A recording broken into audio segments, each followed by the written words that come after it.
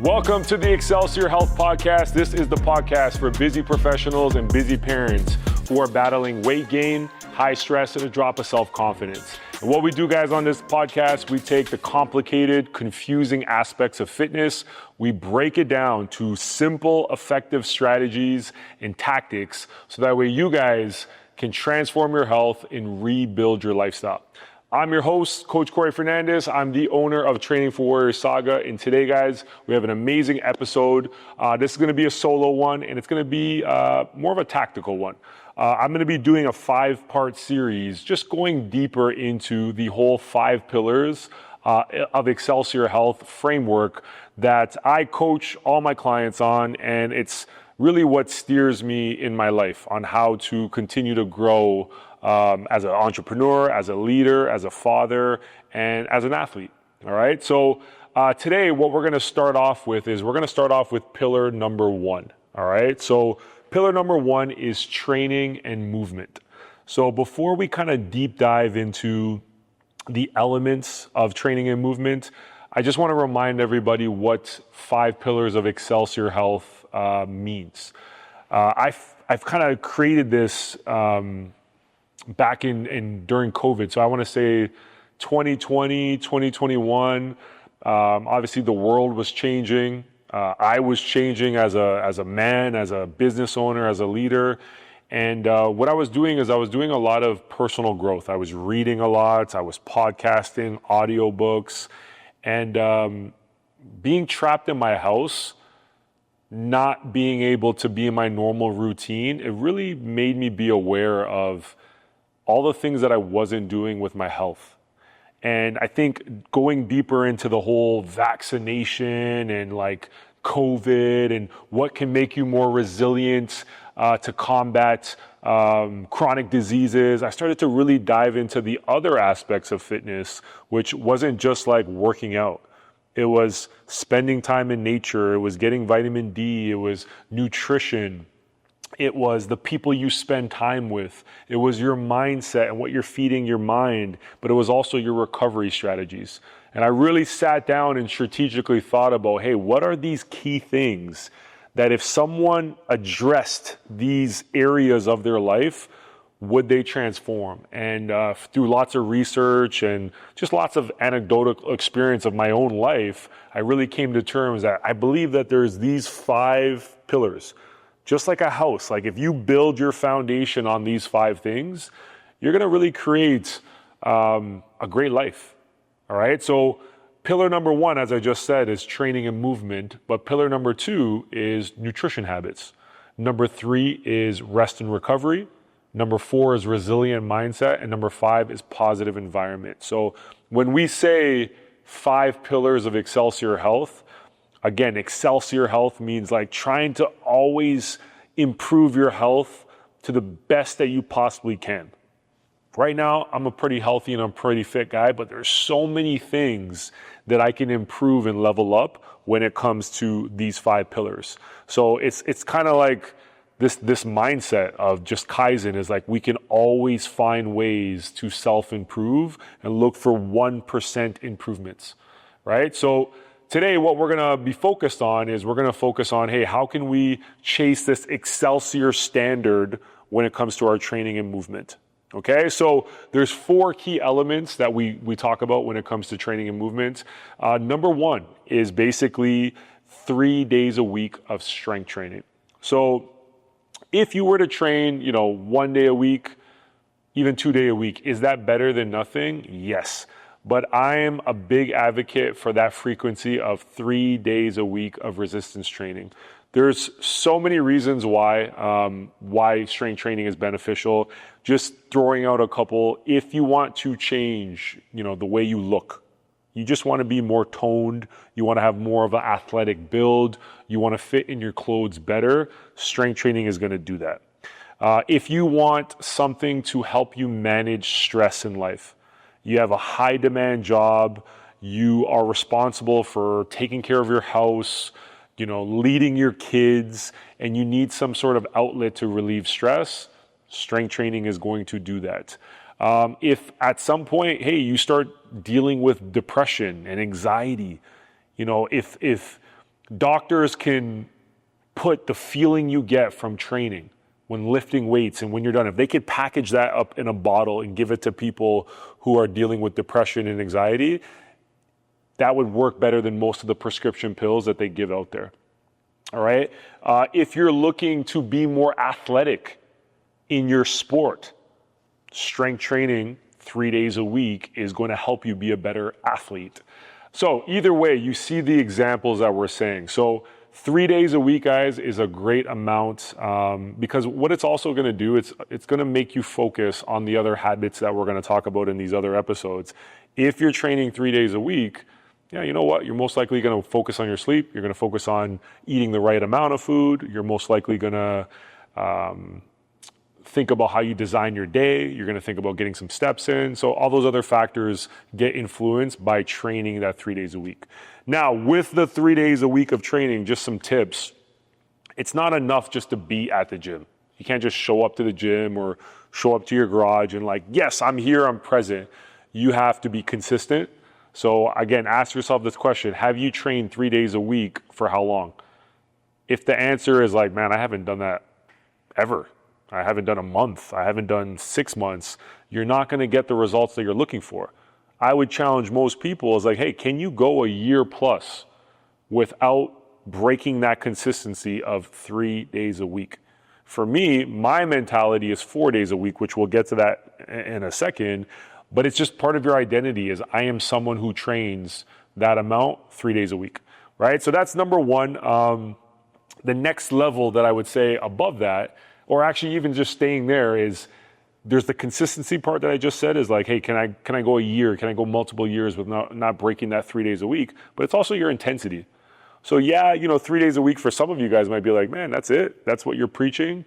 It's all about intensity, right? So there's the quality versus the quantity. So if you go to the gym and you do a 60-minute to 75-minute session and you are pushing yourself, meaning you're taking your sets to failure, right? You're struggling with great form. You're practicing progressive overload, which means each week you're doing your best to improve your technique, but also increase the amount of weight you're lifting or the amount of reps you're doing at a certain weight. That's how you're going to get results. So for a lot of people, if you just literally ate the same amount of food and you literally just trained and you got stronger, you're going to see changes by just getting stronger. But if you do all these other things that we talk about in this podcast, you're going to speed up the results even more. So element number one of improving your training and movement is prioritizing 3 days a week of consistency, but also the intensity that we just talked about. Now, moving up, element number two is 4 days for life. Now, most of our clients, what we get them to think about is when they start their journey, can they do like 12 weeks consistently of 3 days a week? Once they've accomplished that, it's a big win for them that now they feel more equipped and they actually feel more ready that they usually come to us and say, hey, coach, can I come more? Like, can I start training 4 days a week? And we're like, hell yeah, let's go. So 4 days for life is to me the second element. And typically what I like people to add in now is metabolic conditioning. This is just like a fancy way of saying high intensity cardio. So our favorite way in the Training for Warriors system is we love lifting heavy and sprinting. So sprinting is our most popular way that we like to coach our clients, but not every client that we get in here is physically able or at the appropriate weight to start sprinting. So you can incorporate a similar type of response by doing high intensity training in a very calculated fashion. So we do little circuits where it might be 30 seconds of doing an exercise at max effort, followed by 30 seconds rest. And you might do 5 different exercises in a circuit. Typically the moves that we like to use, they're not typically strength moves. They're more athletic movements. So it might be plyometric movements. It might be running movements. It might be core exercises. It might be the agility ladder. Like there's different moves that we'll use that are a little bit different than the traditional strength training movements like pushing, pulling, squatting, and hinging. So to me, it's really, really important. And there's a lot of evidence that shows when you combine, 2 to 3 days of strength training with 1 to 2 days of metabolic conditioning and cardio, you are making yourself live longer and just more resilient to chronic diseases. So although you guys want to lose fat and you want to build muscle and we want to look sexy and all these things, incorporating these aspects of training and movement, whether it's 3 days of strength, 1 to 2 days of cardio with that, it's literally going to protect you from dying early, and it's going to make you live a more quality life.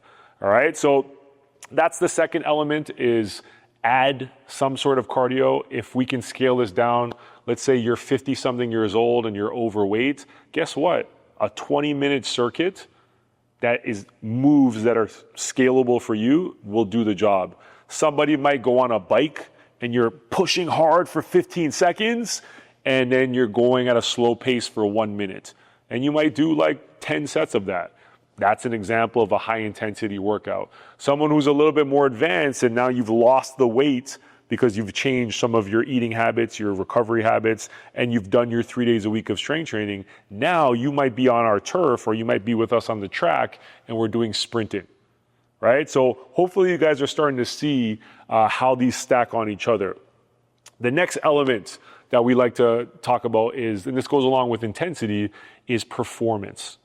So a big part of training and movement is you got to evaluate yourself. So that's one of the things that I love about the Training for Warriors system and the program that we have. You're not just working out, endlessly forever.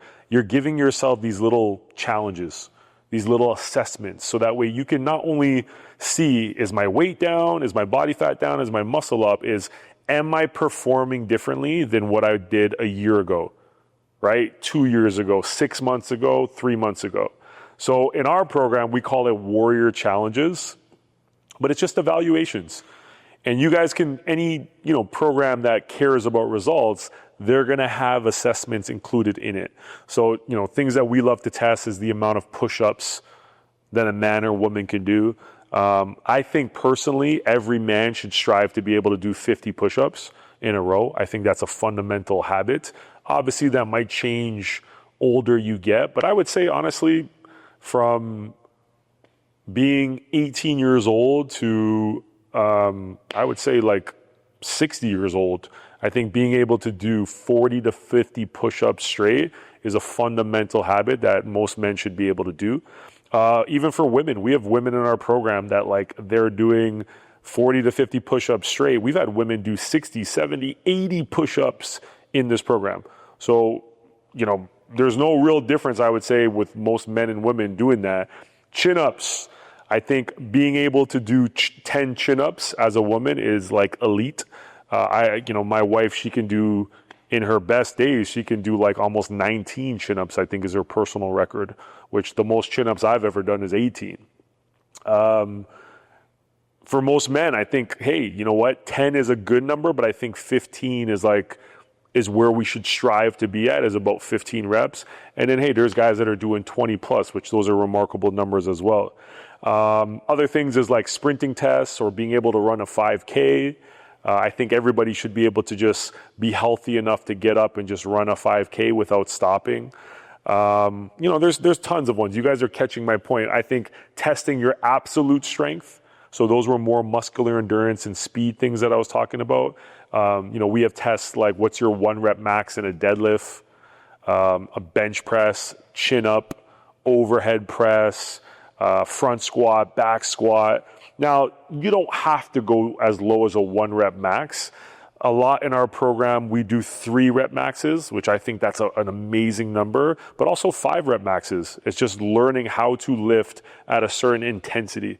So the point that I want you guys to get is don't just get redundant in your training and just, my program says this, is try to treat it like at the end of a month this is a test day. This is the most that I could lift of this exercise. And then you can see the progress over time. And if you can look back quarter to quarter, year to year, and you see that you're improving in these evaluations, I guarantee you can look at your body and you can see that, wow, this is the reason why I've changed.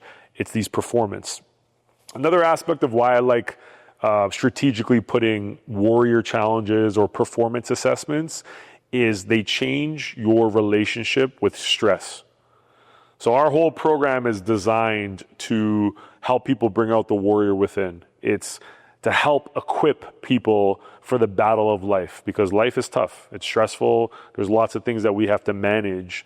So I always, explain to my clients is like, guys, when you come in and you have to do a push-up test, a sprinting test, a lift, and you got the rest of your peers looking at you and they're cheering you on, it prepares you to be uncomfortable.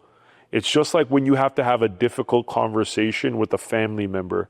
It's like when you have to have a job interview or you're interviewing someone you want to recruit to your business. It's being able to deal with the uncertainties. And it's amazing seeing people come in, do a challenge, exceed their expectations, and then it's like something unlocks in their brain where they're like, wow, I just did something that I never could do before. And there's a certain level of confidence that comes with doing something that you've never done, right? It raises your expectations of yourself. The other reason why I like it too, it's learning to deal with disappointment. It's learning to deal with losses. So I can pay attention that sometimes people in our program, they'll avoid tests and they'll avoid doing it because they don't want to look weak. They don't want to disappoint themselves. They don't want other people to see them struggle maybe. But really it's the complete opposite. That's part of what success is. It's learning to take the no's and the failures and the disappointments and learning from the experience. So sometimes you'll do these tests and it's just whatever it is. You had stress, you ate poorly, you didn't sleep properly, and it's a lesson for you that it's like, okay, I didn't approach this test the right way. I'm going to come back stronger and better. And it makes it that much more amazing when you actually get the result, when you've failed at a certain number of times. Some of my biggest lifts, I failed the test multiple times before I got the result. But I think that's just something that translates from training to everyday life is, are you willing to take the no's? Are you willing to take the rejections to eventually get the result that you want? All right. So far in our elements, we've talked about 3 days a week as your foundation of strength training. We progress it to 4 days a week and adding 1 day of high intensity cardio. And then also into your training and movement, having, whether it's every 12 weeks, every month, every 8 weeks, some sort of performance assessments where you can determine, am I getting faster, stronger, or am I getting better mobility? Last but not least, one of the most important elements to your training and movement is your steps. All right? You need to be walking on a regular basis. The way our world is designed now is sitting is the new smoking. Like we are literally sitting down on a regular basis. Our cars drive themselves. When we go to the market, like everybody's driving to look for the closest parking spot instead of just parking and walking a couple steps. When we order our food, it's literally brought to us instantly. We're moving less and less and less. So we have to be intentional. And one of the things that we definitely believe in is every day to live Excelsior Health, we should be outside for at least 30 to 45 minutes. Now, maybe some of you listening to this, that might seem like a lot. And just like any habit, you have to progressively add it. But hey, guys, start somewhere. Maybe for you, it's 15 minutes every day, or even in some cases, maybe it's 15-minute walk 3 times a week. But what you want to strive to is over the course of time is 30 to 45 minutes, intentional steps outside. That's what we call a second wind workout.